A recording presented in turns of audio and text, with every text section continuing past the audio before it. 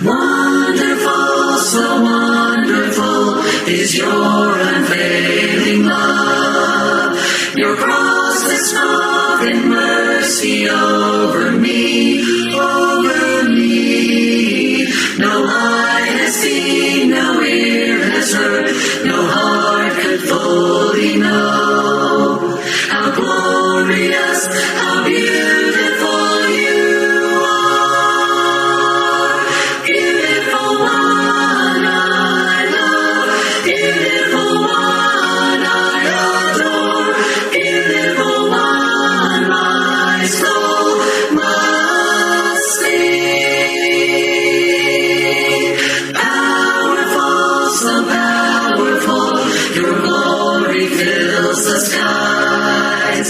Your mighty works displayed for all to see, all to see. The beauty of your majesty awakes my heart to sing. How marvelous, how wonderful you are. Beautiful one I love, beautiful one I adore, beautiful one my soul must sing. Beautiful one I love, beautiful one I adore, beautiful one my soul must sing. You opened my eyes to your wonders anew. You captured my heart with this love. 'Cause nothing on earth is as beautiful as you. You opened my eyes to your wonders anew. You captured my heart with this love. 'Cause nothing on earth is as beautiful as you. Beautiful one I love, beautiful one I adore, beautiful one my soul must sing. Beautiful one I love, beautiful one I adore, beautiful one my soul must sing.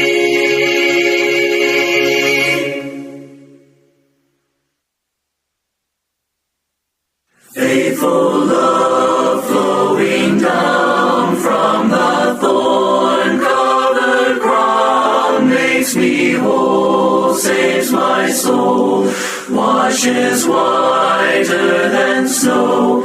Faithful love calms each fear, reaches down, dries each tear, holds my hand when I can't stand on my own. Faithful love, from above, came to earth to show the Father's love. And I'll never be the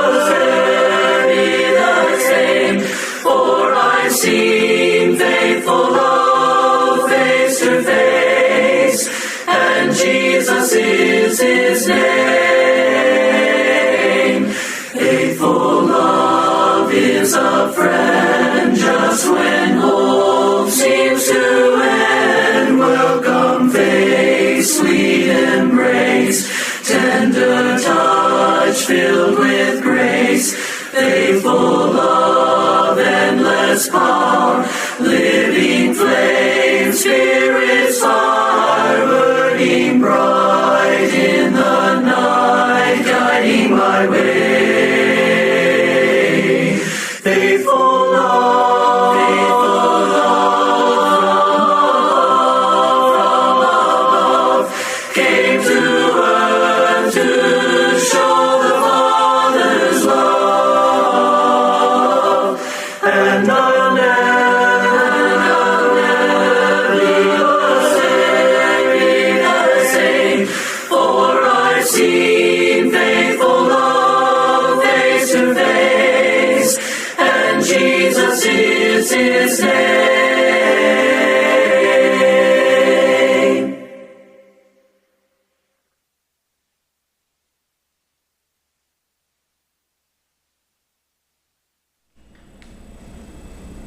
Good morning, ladies, and welcome to our Thursday morning ladies class. We are going through the book, The Compassion of Christ in Luke. He went about doing good. This has been such a good book so far from the Freed Hardeman Lectureship last year. Our lesson this week is lesson 5. We're going to be talking about Jesus and mercy, and I'm so excited about this lesson.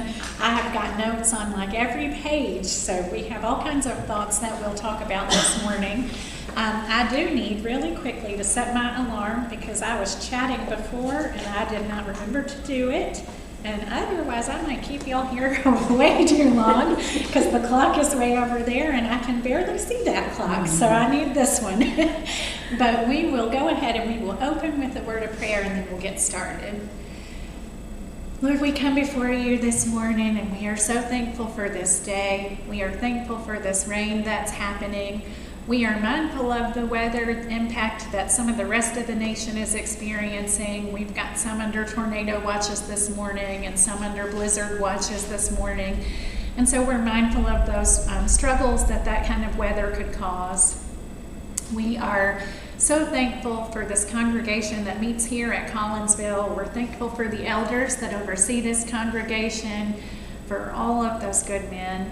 We are thankful for this Bible class. We're thankful to be able to study from your word, to be able to come together and actually talk about it and dig in and just kind of apply deep study and application to our lives.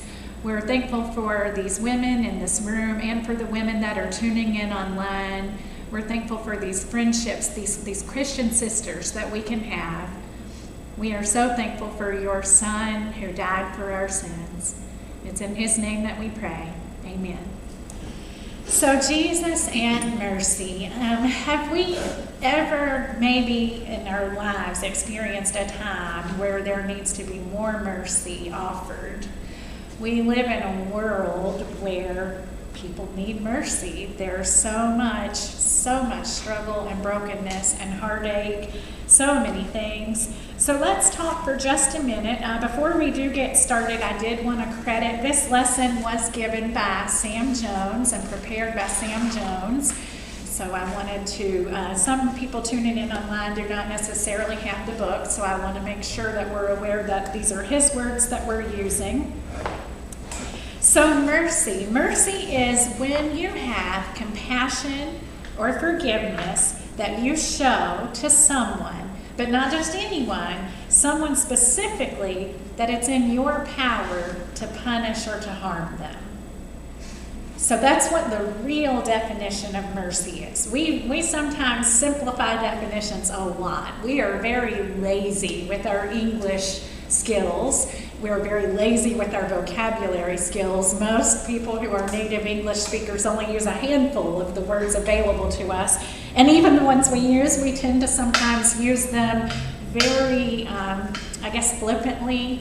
And mercy is one of them, right? Because we use that word for all sorts of things. And if you just hear, oh, that was such a mercy, it isn't necessarily. We're using a word and we should be using a different word in its place. So mercy actually comes from the Latin mercies, which means paid price.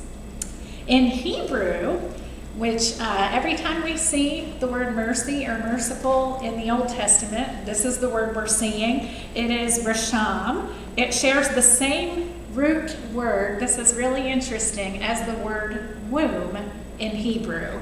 So the word womb is rashem, and the word mercy is rasham in Hebrew. And so when God is when we're referring to God's mercy in the Old Testament, we are literally referring to this idea of the same sort of divine protection that a baby in the womb has. So when we think about that, when we think about what the Bible is saying, because of course that Latin, that's the same as the Greek. The word is different, but the meaning is the same, paid price. And I didn't write down the Greek word for some reason, so sorry about that. But this is a big idea that we're talking about. When we talk about God's mercy, we are talking about that kind of protection that a baby in the womb has. How much protection does a baby in the womb have? If a mama falls, that sometimes that protection of that amniotic fluid can protect baby, even if mama takes a fall or has a car accident. And so, and of course not always, sometimes it can be a serious enough injury in the right place that the baby isn't protected, but oftentimes the baby is protected even when those things happen, because that fluid around that baby is a big protection. And so that's the kind of thing we're talking about. We're talking about the price having been paid. We're talking about that protection that a baby has in the womb. So the story of the woman who washed Jesus' feet with her tears and her hair is a great example, one of the greatest examples of gratitude found in the Bible.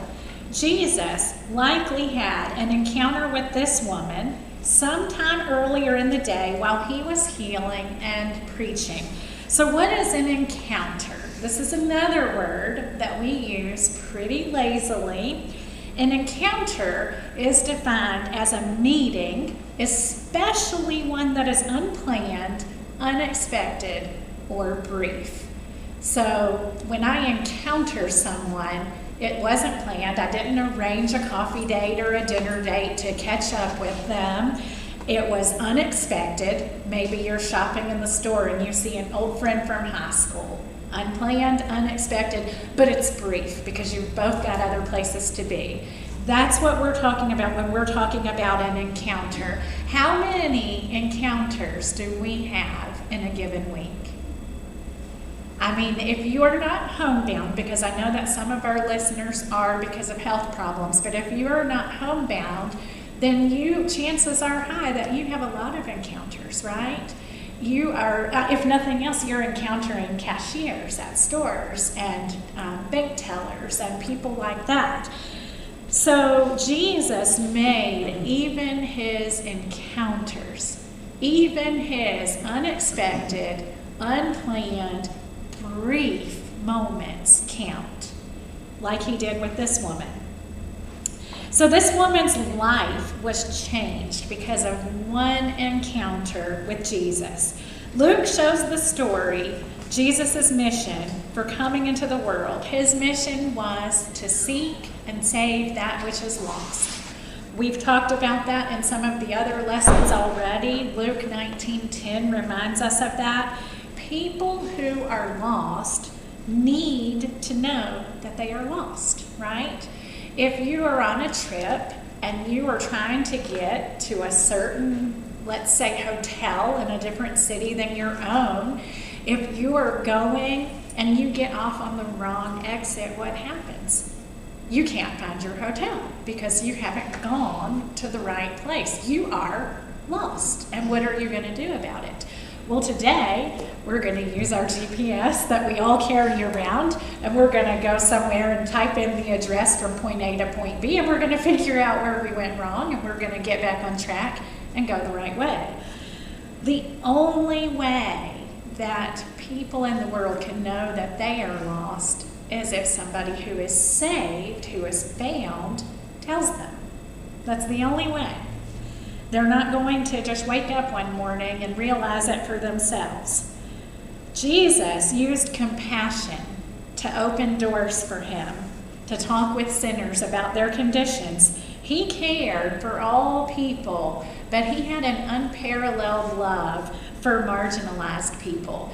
That word is one that appears in our news media a lot, marginalized. And sometimes that word is one that's kind of hotly debated. You know, different political sides say different things. But the bottom line is that Jesus recognized marginalized people. He saw them. He recognized that they were marginalized, and he had compassion for them. He cared about them. He saw them, and his compassion, remember every time we're talking about that this year, moved to action. He had sympathy and care and love that actually moved him to do something. And so that's what he's done in this woman's life. He displayed compassion and love for others. He did not mistreat other people. We live in a world full of mistreating. Oh, so much mistreating. And we were talking about that this morning some during our coffee and donuts time. If you are somebody that is able to come, that coffee and donuts time is one of the best times of the week, getting to talk and getting to see Christian friends, Christian sisters, and encourage one another. But even children will do that mistreating, right? Because they have that kind of attitude sometimes. They'll tease and they'll poke fun at somebody. Jesus did not do that. He genuinely cared for others. When I care for someone, I have a concern about them. I have an interest in them. I attach importance to them. What people are important? All people. Every single person is important. But most people don't live their lives like they actually think that. They go about and they rank people for all different reasons, right? Because we live in a world that does that. Oh, this person is doing this and that person is doing that. Well, what about this ordinary person that's not doing any of that? Are they important too? Of course they are, but a lot of times people are so busy appreciating the extraordinary that they forget to appreciate the ordinary too. And even more than that, when we're talking about these people that Jesus appreciated, maybe they're not ordinary or extraordinary. Maybe they are different. Maybe they are the outcast, and we're going to talk about that in just a little bit, in a few minutes. And he still saw them. They were still important, even when they weren't even at the ordinary level of just kind of doing what everybody else does. He still cared for those people. So if I care for somebody in that way, if I have that concern for them, if I have that interest in them, and I actually want to know all about them, if I attach that importance to them, then I'm going to provide what's necessary, what's needed for their health, their welfare, their maintenance, and their protection. That's what care means. So if I'm not doing any of that, if I don't go around and I don't feel that concern, I don't feel interested in others, I don't attach importance to each person I meet, I don't want to do something to provide for that person, and especially when we're talking about care, right? You can think about our church family, our biological family, our adopted families. A lot of times family is who you think about with care. But we don't just care for that, do we? I mean, there are all sorts of ways to help care for strangers even in our communities, and we've talked about some of those before.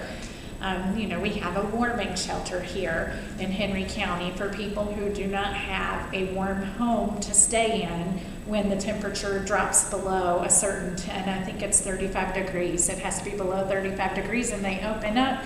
And that's a good way to help somebody that you don't even know. And there are other places like that as well. No community is without ways to reach out to different people that need care. And you don't even a lot of times have to do all that much, because even small donations help, right? At the warming center, they provide breakfast for the people the next morning, and they like to send them away a lot of times with a bag of food. So even when people donate things like the little oatmeal pouches and peanut butter crackers and things like that, that's a big help.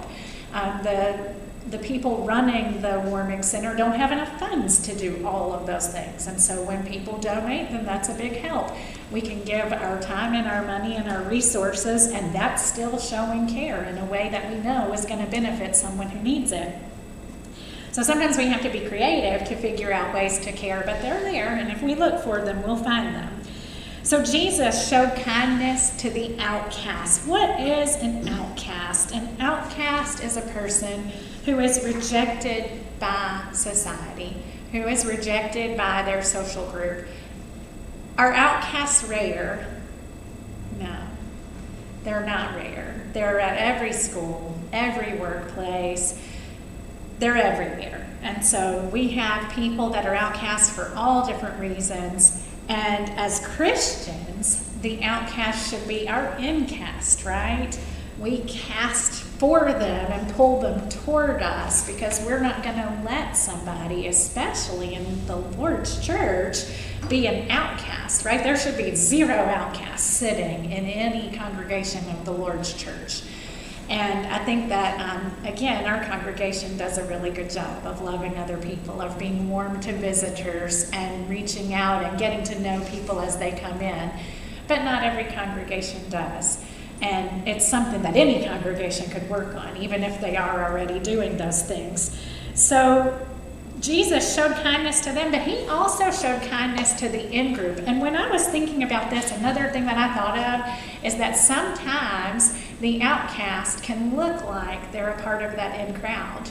There are plenty of hurting people that look like they are the top of the top, and they are just as much outcast feeling. They worry that their friendships aren't real and things like that. So when we're looking, we don't even have to try to classify too much. Oh, they're an outcast. I especially need to reach out to them. I can just reach out to everybody, because that person that looks like they're a part of everything might be the loneliest person in the room, and we just don't know it.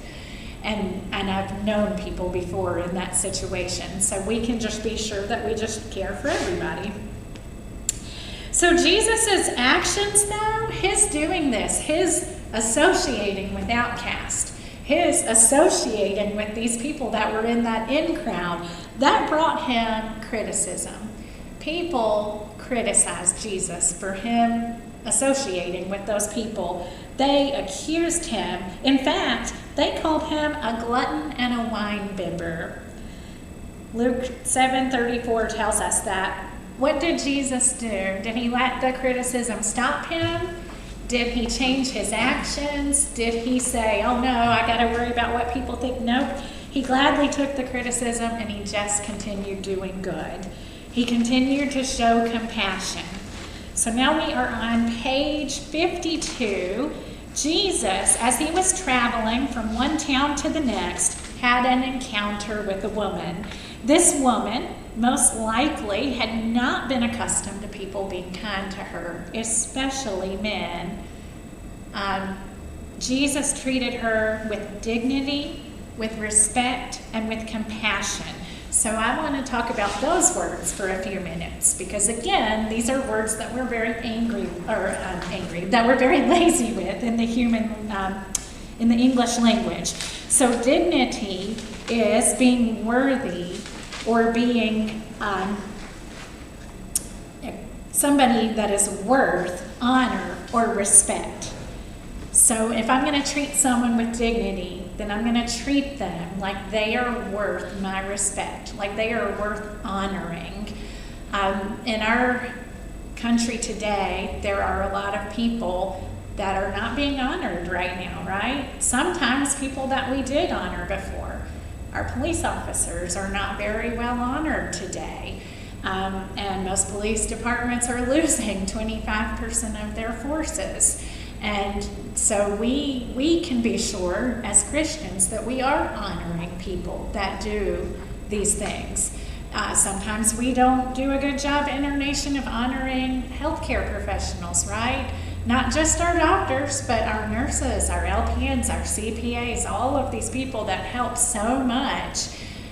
Even when we stay in the hospital, you have people, they come in, right, and they clean, they empty your trash, and they mop your floor for you and wipe down your surfaces. Do we honor those people when they come into the room, or what do we just take for granted? Well, that's a job, they're supposed to be here, they're supposed to do it. Or do we stop and tell them thank you, chat with them and ask them how their day is? And a lot of people do, and a lot of people don't. And so we can be sure that we're that kind of person. Do we respect people? If I respect someone, I am admiring someone deeply, not shallowly. If I have respect for teachers and for people that are in authority, I'm going to treat them differently, right? We do not live in a world where our teachers are getting a lot of respect anymore. On any level. It doesn't matter, you can talk about a trainer in a workplace, and a lot of times they're not getting any better respect than the teacher in the middle school classroom is. So we can be sure as Christians that we're doing these things. Respect is specifically admiring someone because of their abilities, their qualities, and their achievements. Well, you know, again, as we're breaking down this word, abilities, everyone has an ability, right? they have different abilities, and their abilities might not be your abilities, but they have something that they do. We were talking about that this morning in our coffee hour. It's one thing to be able to make the things, but it's another ability to be able to display things. It's another ability to be able to encourage somebody when you saw that display and tell them how beautiful it is, and to pay those real compliments that feel genuine and sincere. That's 3 different abilities all dealing with the same thing. We have to recognize, we as Christians should be people that are looking for abilities that other people have, so that we can notice them, so that we can honor them and praise them. Qualities. Everybody has a quality. Not everybody does actually have abilities, because some abilities are just that. I have a friend who has a little boy, and he has cerebral palsy, and he's very little right now, but they're thinking that he may not be able to walk ever. And she said, that's just an ability. That doesn't matter. He still has great qualities, and that's a great attitude for her to have. And his qualities, every single human being alive with a soul, every single one has qualities. They have that thing that is a quality about them. Achievements. Almost everybody has achievements. You don't have to be the MVP to be a valuable player. You can be them, and there's nothing wrong with honoring our MVPs. I think we should honor MVPs. If you have the best player out on the football field, there's nothing wrong with telling them so. But there's nothing wrong with honoring all the other ones who did a good job too.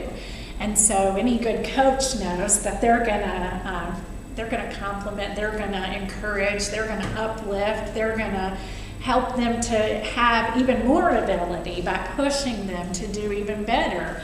And so we as Christians, we want to look for these things, look for the abilities in others, look for those qualities, look for those achievements, because every single person is unique, every single person is an original. And so if we start looking really seriously, we're going to see these things, and we're going to have so much respect for people, because if you're noticing all of that about a person, you can't help but develop more respect. And then we've already talked about what compassion is. So his kindness opened a door for him to talk to this woman about her personal life. Because who do you share your personal life with? Certainly not the person who hasn't invested anything in you, right? You're not going to just share. A lot of times that's the problem with teenagers and parents, right? If a parent hasn't invested themselves in that child's life, the teenager's not going to be very forthcoming with any kind of, actual answers about how life is going. Whereas the more invested that the parent has been, the more likely that the teenager may share at least glimpses and bits and pieces, even as they're trying to do their own teenage thing. A lot of parents don't understand that, and so they spend a lot of years not really working, because if you don't listen when they're talking about the Pokemon cards, they're not going to tell you when they're talking about the boy that they're interested in. So they need you to be there for both. So his kindness opened this door to talk to this woman about her personal life, just like he had been able to do with the Samaritan woman in John 4:17-19. John informs us that Jesus was able to talk about the Samaritan woman's personal life because he first showed her kindness. He did not treat her like other Jewish people did. She knew right away that he was Jew. He knew right away that she was a Samaritan, and most Jewish men would have completely ignored her and walked away. And he did not do that. He showed compassion to her. He did a forbidden thing. He asked her to drink from her cup. He asked for a drink of water, and that when he did that, she was able to talk to him, right? And so we see as many Samaritans of that city believed in him because of the word of the woman that wasn't respected in that community, the woman that those other people didn't think very highly of. That woman, her encounter with Jesus, had many believers made from it. As Jesus had shown kindness to the Samaritan woman, he showed kindness to the woman in this text. Their encounter led to the woman's forgiveness. She experienced a transformation in her life. What happens when someone's life is transformed? We've seen it happen before. People have their lives transformed in all sorts of ways. If someone gets a needs-based scholarship and they're the very first person in their family to ever go to college, and then they're able to go on from there to medical school, that is a life transformed. That is something that has happened, but we can see transformation happen in people's lives. Hopefully, we can all say that we've seen people's lives be transformed when they were baptized. That's the biggest transformation you can make. And when you come from that and become a faithful Christian, that's the biggest transformation a life can have. And so as Christians, we believe in transforming life. We believe in that. Some people don't. If you listen in today's society, oh, they can't ever change. A leopard does not change its spots. Well, a leopard does not change its spots, but a person can surely change theirs. And so we have to remember that as Christians and not ever let ourselves get in the habit where we imagine that he can't or she can't because of what their past has in it, because they can. So just think how many people need someone to show kindness or care for them. Need, not want. People don't want kindness, they need kindness. A need is something that is necessary, that is required. And a need is something that we are obligated to meet. If there is a need, I must fulfill it. And that is something that is true. If we have somebody that is running some kind of a nursing care facility and they're not meeting the needs of patients, then what happens to that facility? It has to close. And depending on how they were not meeting that need, it may be that there are even criminal charges involved, right? And so those are needs. But these other things are needs too. People need kindness. And some people never receive any. And we can be exactly like Jesus. We might be the one and only person that is going to show a person kindness. And what kind of transformation is that? If you have gone through a life and you have not received any kindness from your family, from your coworkers, and then you meet this person that is kind to you all the time, every single time they see you, does that make a difference in your life?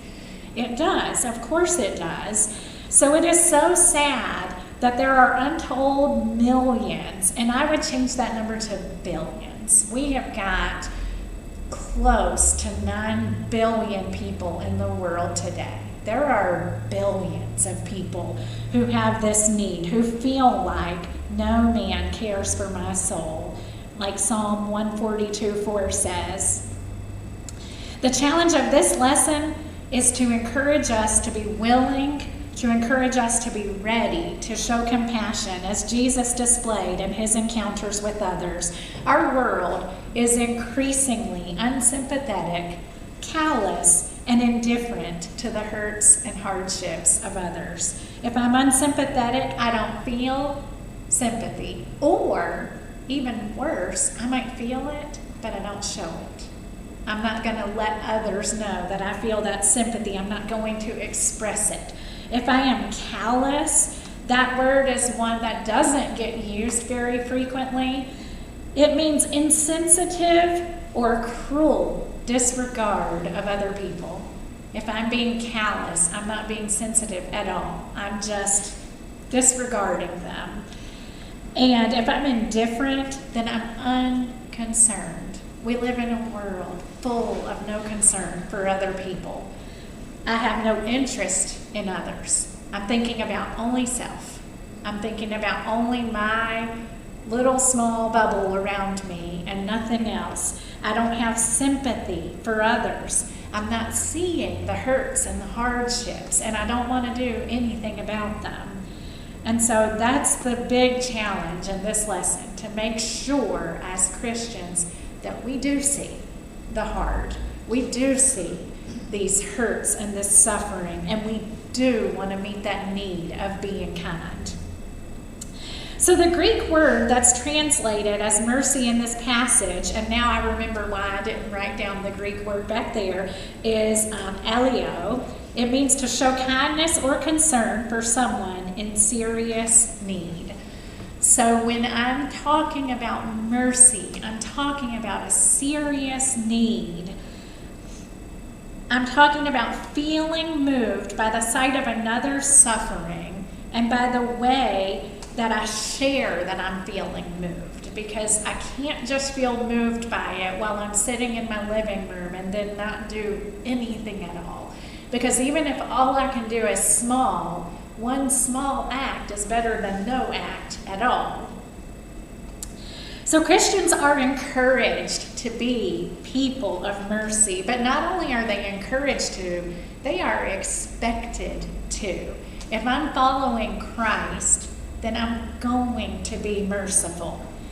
Paul exhorts the Christians in Ephesus to show compassion by being kind to one another, tenderhearted, forgiving one another, even as God in Christ forgave you. Ephesians 4:32. That verse is a great verse to stick on your mirror, on your refrigerator, above your kitchen sink, somewhere where you're going to see it multiple times a day, and just read it and read it and read it until it's in there, until you remember it. Because if you do that verse, if you're kind and you're tenderhearted and you're forgiving, you're going to have a better life. You want to talk about a prescription to give yourself a better life, to have renewed energy and renewed gratitude and renewed strength. There it is. You can have that kind of thing. When I'm compassionate, we didn't talk about this definition earlier because I wanted to do it right here. I have sympathetic pity. I have concern for the suffering and misfortune of others, and then I'm moved to help. Every single day, we have to choose whether we're going to treat others with dignity, respect, and compassion, or whether we're just going to kind of ignore them. Because if you don't speak, like I used that example earlier with the person that comes into the hospital room and mop the floor, maybe you say, hey, and that's about all that you say. Have you been rude? No. Have you been, as far as society standards and polite? No. But you missed your chance. You missed your chance for that encounter to improve their day in a good way. And you missed the chance to be able to have any kind of real personal talk at all, too. And as Christians, we can't miss those chances. We have got to try to take them when we have that opportunity. So now, all of that, and we are finally to the kind of the meat of the story. So the story opens with a Pharisee inviting Jesus to a meal. The Pharisees, you'll remember, are one of those religious groups in Judaism. We've got the Sadducees and the Pharisees. And Luke recorded at least 2 other instances of Jesus dining alone with the Pharisee. Now, the Pharisees often clashed with Jesus. They did not have the same interpretation of Moses' law. They did not have the same interpretation of Jewish traditions as Jesus did. And so they often argued with him. They often found fault with what he said or what he did. They avoided Jesus because they said he fellowships with the publicans and the sinners. And so this man, Simon, this Pharisee, has invited Jesus to a meal, not because he's like, oh, this is the Son of God. This is a great prophet. I'm going to invite him to my house. He is curious about Jesus. Jesus accepted this invitation to dinner. And the word spread through the town. Everybody knew that Jesus was going to this dinner. And the woman to whom Jesus had shown this compassion and mercy heard the news. And it's likely that she reacted just like the one of the 10 lepers did. You remember, Jesus healed 10, only one said thank you. That's a story that even our toddlers can know and understand. And he did that. And Jesus said, were there not 10 cleansed? Where are the 9? Where are the 9? So this woman is like the one leper that did come back to say thank you. Most people hear that story and they think, "Oh, what is the matter with those 9? Why did they not go back and tell him thank you?" But most people also don't take the time to express their gratitude to other people. It is something that very many don't do. Taking the time to show gratitude to those who bless their lives. Gratitude is the quality of being thankful. It means that you are ready to show appreciation for and to return the kindness. The easiest way to show your gratitude is to say the words. Thank you. Thank you for making dinner for me. Thank you for filling that prescription for me. Thank you for whatever it is. Fill in the blank. People do things for you all the time. Thank you for bagging my groceries. Thank you. A simple thank you. You might have been the only thank you that the bagger got in the whole entire day, because most people don't say very much to their baggers while they're checking out. And so we can do that. After hearing that Jesus was going to be dining with the Pharisee, she probably decided she was going to go and she was going to show that gratitude and that appreciation. Now, here's another point that he makes. Not only are we supposed to show that kindness, not only should we show all that respect and things, but Christians should not find it hard to sing, to give, to partake of the Lord's Supper, to listen attentively to the preaching, and to pray on Sunday morning. We should not find that a hard thing to do. And yet, so many people do. I don't want to give because I've got all these things I've got to pay for, and I don't want to have to give too much. I mean, I'll give a little, but I don't want to give too much. I don't mind listening to the sermon as long as he keeps it short and doesn't go over it all.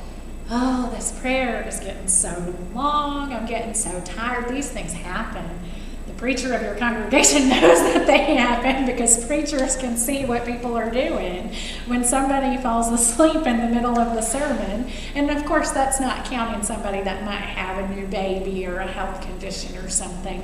But sometimes it is because the person is genuinely just bored and they're coming to church out of habit.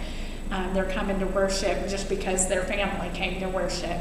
And so we want to be sure that we are people that are worshiping with gratitude, that those things aren't just a box to check on Sunday morning, that we're actively doing them and that they mean something to us, that we're doing them out of gratitude because we have the gift of salvation, the greatest gift that has ever been given to the world, and a Christian has it. A Christian's the only one that has it. And so we have to be so glad to worship. What does our worship look like if we're glad? If people are glad to be here, what does our singing sound like if we're glad to be able to sing praises to God? Does it sound a little different than the mumbly kind of stuff that you sometimes hear people doing? A lot of times you get this, I'm not a singer, I'm just not that good at it, so I'm going to be real quiet so that other people can carry it.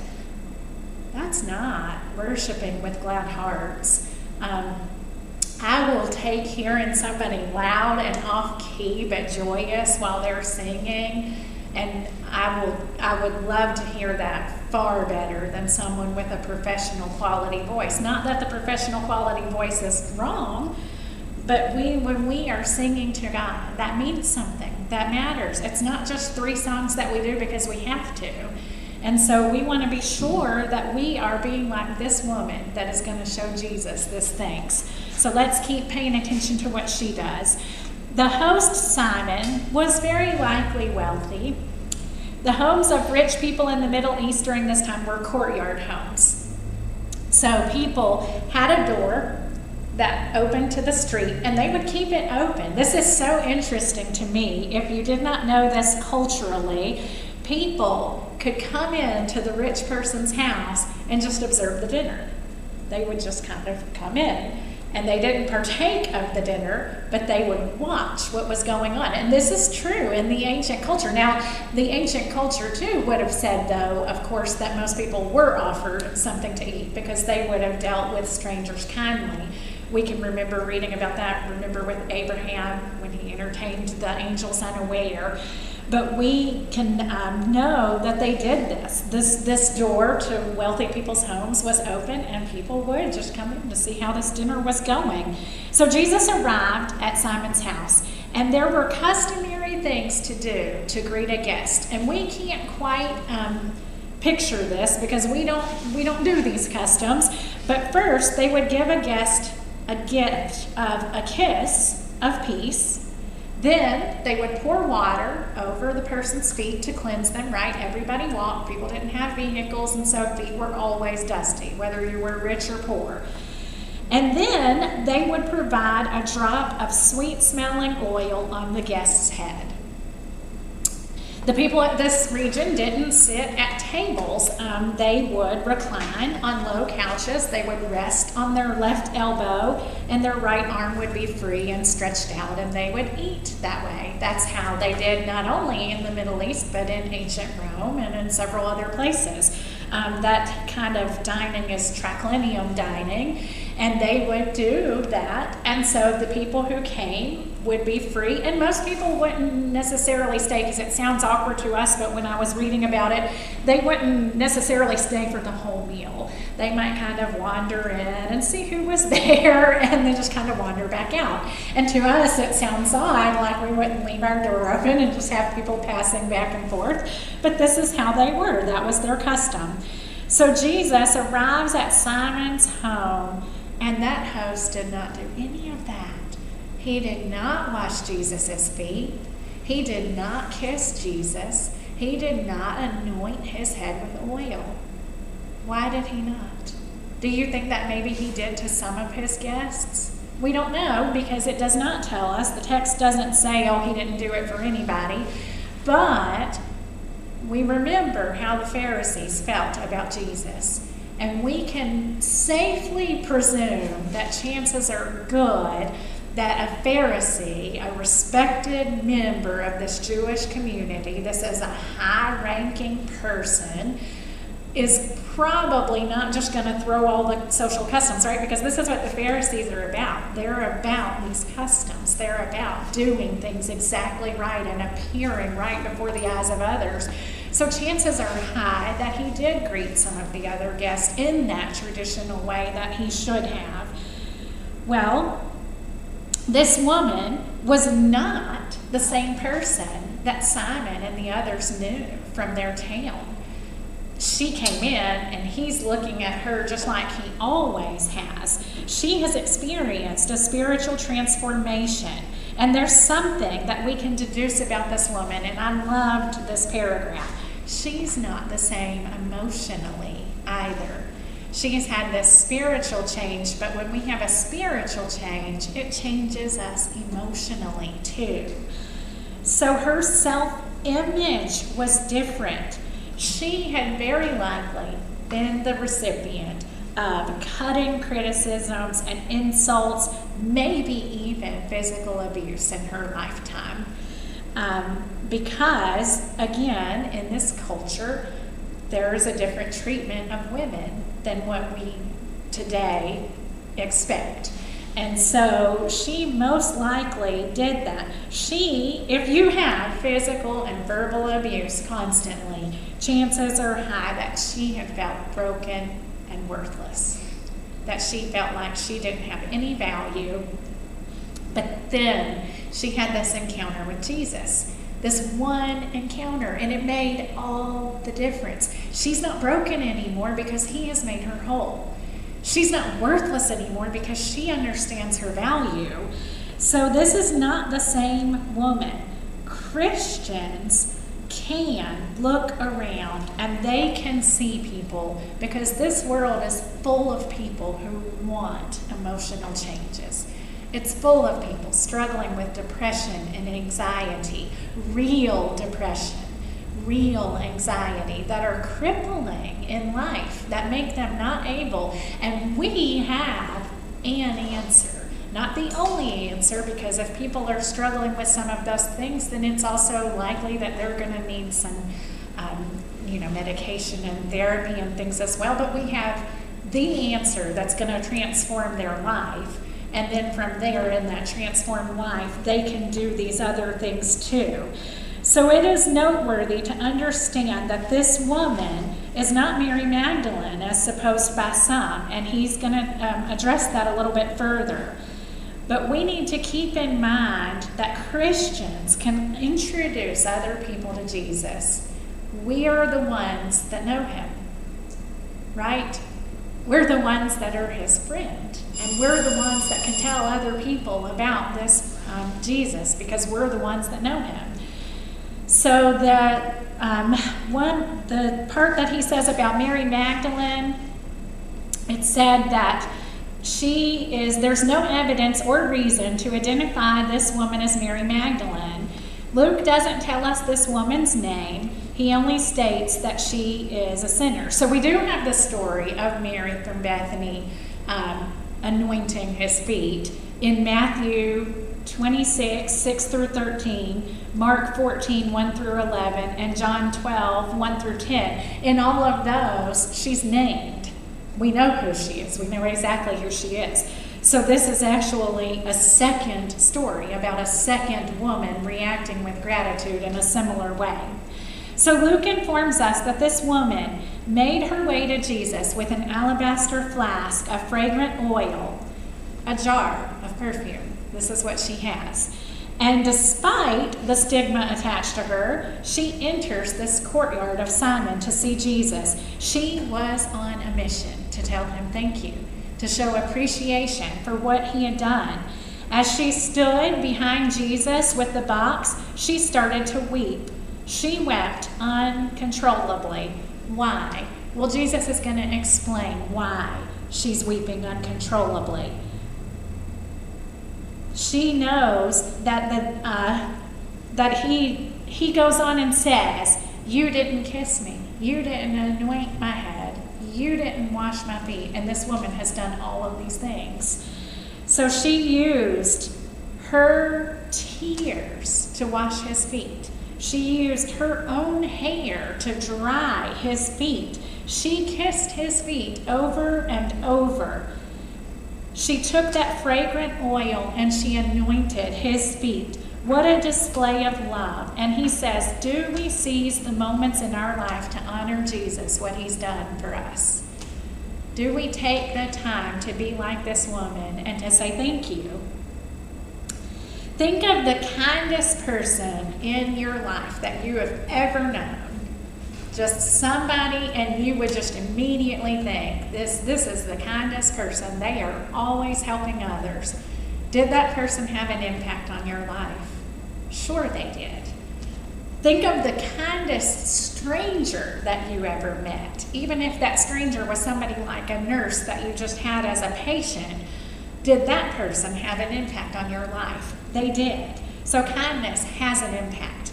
Kindness leaves its mark on people. That's what impact means, right? When we have an impact, we have something. If hail impacts a vehicle, it's going to leave the little pings. When kindness impacts people, it leaves a mark behind. Only not a damaged mark, a good mark, right? Kindness makes us better. It makes us stronger, but it leaves an impact. So we have to keep that in mind. So Simon was not impressed by this woman's outpouring of love. She just washed Jesus' feet with her tears. She just did this thing. She dried his feet with her hair. She kissed his feet. She anointed him with this costly jar of perfume. And Simon thinks to himself, and this is a good reminder for us too, but when Jesus perceived their thoughts, Jesus knows our hearts. Simon's focus wasn't even on the woman. He wasn't even paying attention to her. Still, even now, he's not paying attention. She's the one in the room doing the right thing. She is the only one treating Jesus in the way that he deserved to be honored and respected. And he's not even focused on that. He is thinking about Jesus. This man, if he were a prophet, would know who and what manner of woman this is who is touching him for she is a sinner. That's all that he could think, was that Jesus was doing wrong. And so we know that Jesus knew what Simon was thinking, and we don't need to forget that he knows what we're thinking too. For years, when Simon saw this woman, all he thought when he saw her was sinner. He might not even have known her name. Can you imagine living in the kind of community that they did, where you actually were in a village sort of a situation and not even bothering to learn the person's name? Can you imagine teaching in a classroom and just having your students in front of you and never even bothering to learn what their names are? But that's how some people live their lives. For years, he was void of compassion and this heart of gratitude. He didn't see someone that needed care. He didn't see someone that needed care for her soul. And so he says, what are you able to see when you look at the marginalized in your community? Jesus didn't see people's race. He didn't see their ethnicity. He did not see their lifestyle. He saw people who needed care.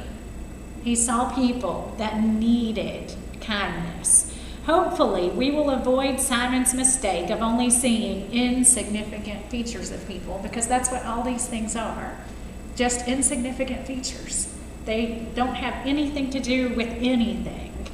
And yet that's the biggest thing, not only that some people see, but it's the biggest thing that some people claim as identity too. And they're insignificant details. They're small. They're nothing. And so he says, Paul's message to the Christians of Ephesus is, we all were once dead in our sins, but have been made alive. Ephesians 2, 1 through 5. Those who are dead in their sins are made alive after obeying the gospel. Ephesians 1:13.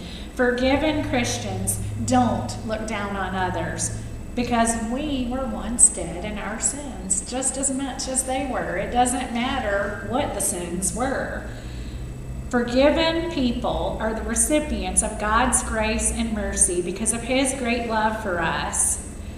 Ephesians 2:8 says, for by grace you have been saved through faith, and not of yourselves. It is the gift of God. Salvation is not something people earn. It's not something that they have to do something to deserve. It is a gift given, but only to those with obedient faith. So when we talk about having kindness and compassion, when we talk about Jesus seeking the lost, we remember that he wasn't just going around doing kindness. He was doing it for the benefit of saving them. He was doing it for the benefit of teaching them, of having them be able to be in heaven someday. He wasn't just doing kindness for no point, and we need to remember that too, because again, that's the most important thing. And we can't have God's grace if we're not obedient. We've talked about that plenty of times in Bible classes upstairs. Faith is obedient. Faith is doing what God commands. So Jesus, after assessing Simon's heart, said, Simon, I have something to say to you. And he uses this opportunity to tell a parable. So there's the moneylender who has two debtors. One owes 500 denarii, the other owes 50 denarii. A denarius was an equivalent to a day's wages. 500 days of wages were owed by the one man, more than a year. More than a year. Close, getting close there to 2 years, not quite. And then the 50, right? He only owed like a month and a half worth of debt. So Luke states that they were in the same condition. Neither of them had the money to pay any of it back. So the moneylender forgives the debt of both people. They were both recipients of mercy. Remember, mercy, paid price. So this moneylender has paid the price himself. He says, I forgive your 500, I forgive your 50. And Jesus said, which of them will love him more? Well, what that means is, which of them is going to appreciate that mercy from the moneylender more? And what does Simon say? Simon says Simon says, sorry. Simon says that the one who was lended more, the one who owed more. And the money lender in this is Jesus. He's the one. And so Simon says, the one that was forgiven more. The parable is that all people are debtors. Every single one of us. All people. Paul says in Romans 3:23, for all have sinned and fall short of the glory of God. Thus all will experience the consequence of sin, which is that separation from God. Romans 6:23. I was in this condition. You were in this condition. Every Christian, before they were baptized, before they were added to the church, was in this condition. We were separated from God because of our sin. And now, we aren't. We are people that have obtained mercy. Christians have obtained mercy. That price was paid for me by Jesus. I didn't have to pay it. The wages of sin are death, but I don't have to have that. I'm able to have eternal life in heaven because of Jesus, because I obeyed the gospel. And so we have to be thankful and compassionate people. We've been given that mercy. We had a death sentence and we are free now and living life. And so we have to have that mercy. The challenge before us every day is to walk in the steps of Jesus, showing compassion on the downtrodden, on the less fortunate, on the hurting, on those who have messed up their lives. Downtrodden means oppressed, treated badly by those in power. Those in power can be anything. It can be, a school that's being run by someone. And this doesn't tend to happen in our own country, but in some places there are schools that you would not want to go to. And so we can think of a downtrodden, anybody in power. Downtrodden can be parents that aren't good, that are mistreating their children. Those children are downtrodden. Downtrodden doesn't just mean necessarily by your government. So we have to keep that into our minds too. Less fortunate. If I'm less fortunate, I'm not materially well off. I'm not well off in circumstance. I can be super well off in material goods and be very, very badly in need in circumstance. And so we need to keep both of those definitions of less fortunate in mind. Hurting, currently feeling physical pain or emotional and mental pain. Either, again, we want to be thinking of those people that are hurting physically. There are a lot of them. We've got a lot of disease in this world, a lot of things that cause people to be in tremendous pain, whether they look like it or not. We've got plenty of people that don't look like they are necessarily in pain, walking around in pain. And certainly that's true with mental and emotional pain, that you can't see what someone is feeling. And then if I've made a mess of my life, if I have a mess, I have a state of affairs that is confused and full of difficulty. So I'm going to have these difficult, messy situations. So that's the people that I'm showing compassion to. You don't know anyone that doesn't fall into one of those categories. Everyone has got some mess or some hurting, even if they're not downtrodden, even if they're not less fortunate. We have to pay attention because everyone is in those categories. Jesus told Simon that his judgment was correct. In verse 44, he applied the parable by contrasting the actions of Simon with the actions of the woman. Since I entered your home, you didn't give me a kiss when you greeted me. You didn't give me water to wash my feet. You didn't give me a drop of oil for my head. This woman, a sinner, has washed my feet, not with water, but with her tears. She has not ceased kissing, not my cheek, but my feet. And she has broken her alabaster box containing fragrant oil and anointed not my head, but my feet. Are you more like Simon or are you more like the woman?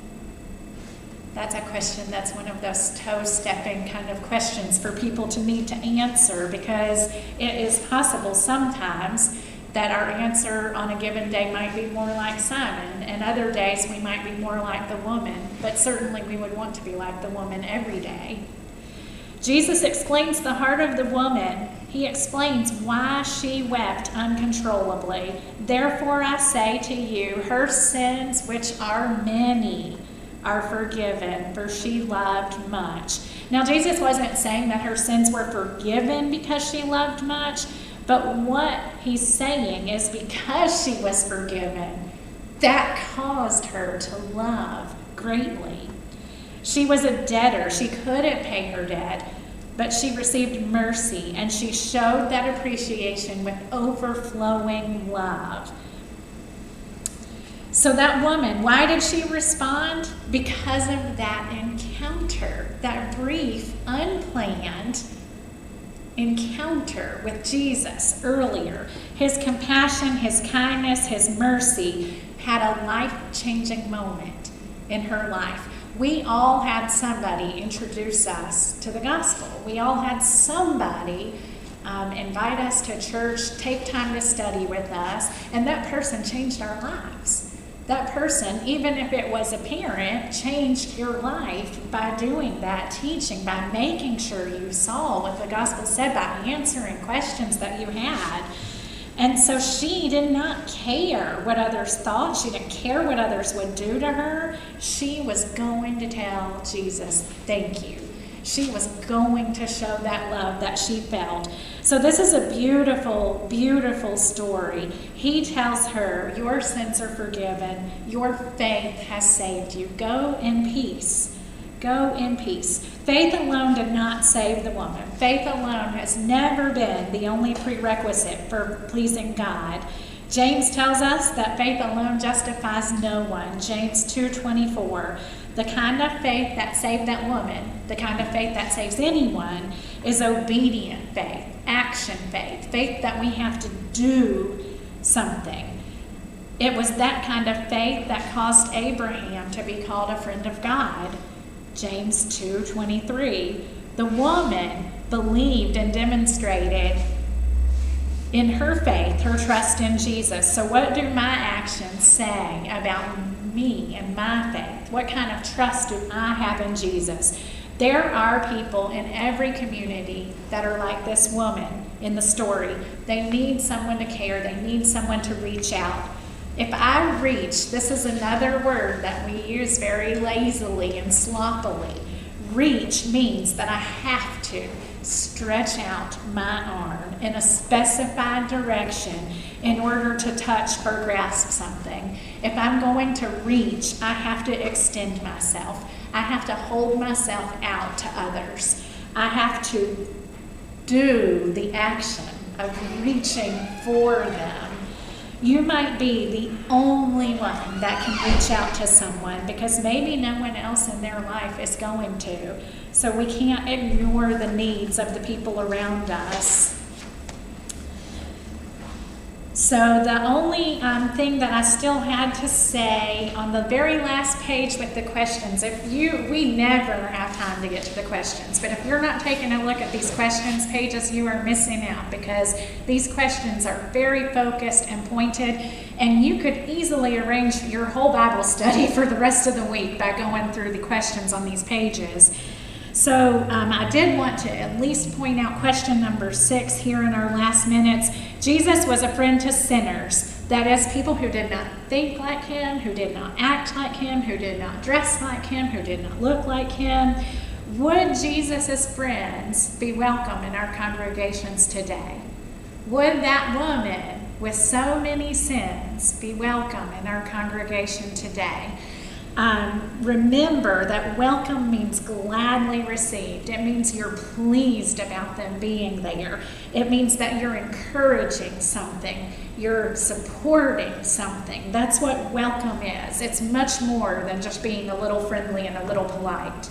So would his friends, and you can think to all these different examples of who it is that Jesus had his time with, would those same people would the lady with her 5 men that weren't her husband before be welcome in our congregation? And that's a big question to kind of ask. And the most important piece of that is, would they be welcomed by me?